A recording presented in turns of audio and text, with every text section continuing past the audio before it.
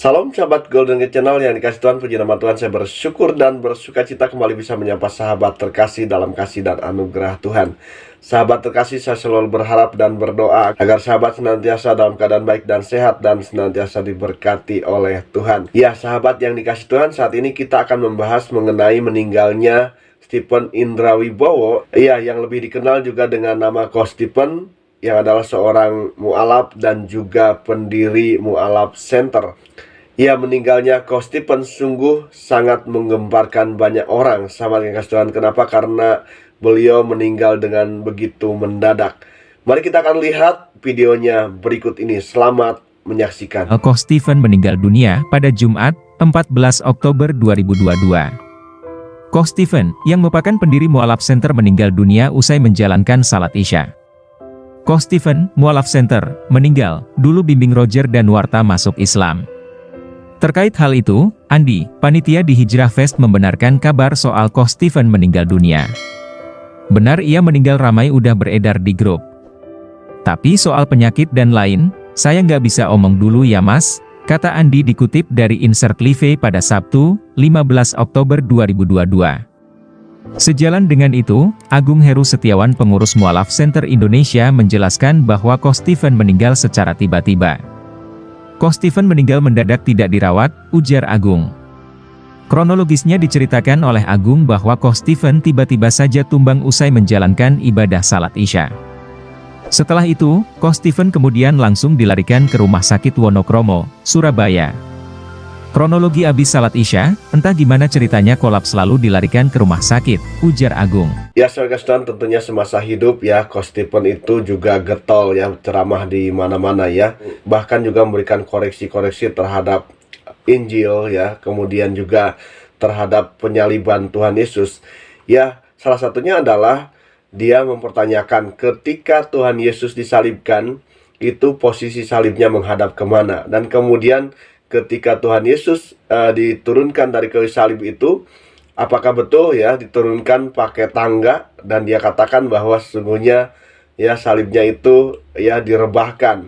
Dan bahkan dia berkata ketika posisi Tuhan Yesus dibaringkan pun dia tahu posisinya menghadap kemana. Dan kemudian yang menandu Tuhan Yesus itu siapa ketika dibawa ke dalam goa. Saya kasih Tuhan, hal-hal seperti ini dia ungkapkan untuk yaitu seakan-akan mempertanyakan dan juga menguji seberapa jauh pengetahuan orang-orang Kristen dan juga kebenaran Alkitab tentunya. Mari kita akan lihat videonya berikut ini. Saya cuma mau tanya satu hal, ya kan? Pendeta kamu hadir nggak? Hadir. Ini pendeta kamu, ya. Pak, waktu Yesus disalib meninggal salibnya ngadep kemana ya Pak? Itu jemaatnya langsung mempertanyakan loh. Pendeta macam apa nggak tahu Yesus mati ngadep mana? Jangankan pendeta, yang nulis Alkitab aja nggak tahu Yesus mati ngadep kemana. Kita tahu Yesus mati ngadep kemana, salibnya. Dan waktu ditidurkan pertama kali dimiringkan ke arah mana juga kita tahu. Mereka nggak akan itu, mereka bilang salibnya dipanjat pakai tangga. Nggak ada cerita seperti itu. Manuskripnya bukan dipanjat, tapi salibnya yang dirubuhin. Dan kita tahu salibnya. Nah kalau itu dia bisa jawab ke pertanyaan kedua. Ganti pertanyaan, ini terlalu susah. Oke, waktu diturunin nih, nah itu salibnya gimana ini ya? Nah dia nggak bisa jawab lagi. Ketiga, siapa yang menandu Yesus masuk ke goa? Nggak bisa jawab. Serius, nggak akan bisa jawab.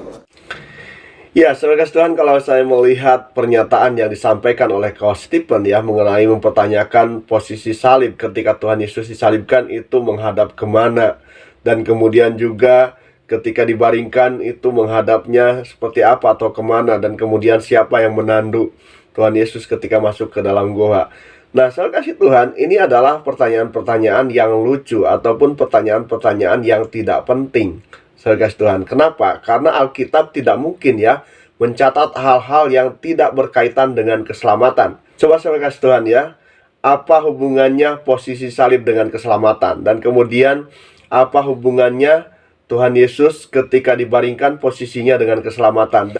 Dan apa hubungannya orang yang menandu Tuhan Yesus ketika masuk ke dalam goa dengan keselamatan?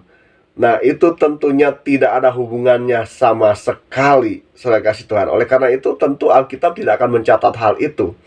Yang penting adalah ketika disalibkan, Tuhan Yesus betul-betul mati atau tidak. Nah, ini penting sekali sahabat yang kasih Tuhan. Kenapa? Karena kematian Tuhan Yesus itu sungguh-sungguh sangat menentukan manusia diselamatkan. Kenapa? Karena dengan kematian Tuhan Yesus, manusia akan selamat. Jikalau Tuhan Yesus tidak mati di kayu salib, manusia tidak akan selamat. Kenapa? Karena manusia bisa diselamatkan dari hukuman dosa hanya dengan kematian Tuhan Yesus. Dan kemudian saya kasih Tuhan, ketika Tuhan Yesus mati, ada tanda-tanda yang menyertai, ya.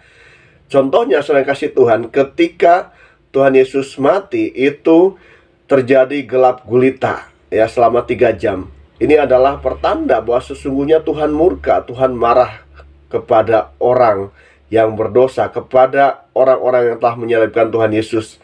Kenapa? Karena Tuhan Yesus tidak berdosa. Dan kemudian saya kasih Tuhan, tirai bait suci terbelah menjadi 2 bagian, dari atas sampai bawah. Ini memiliki makna, saudara kasih Tuhan.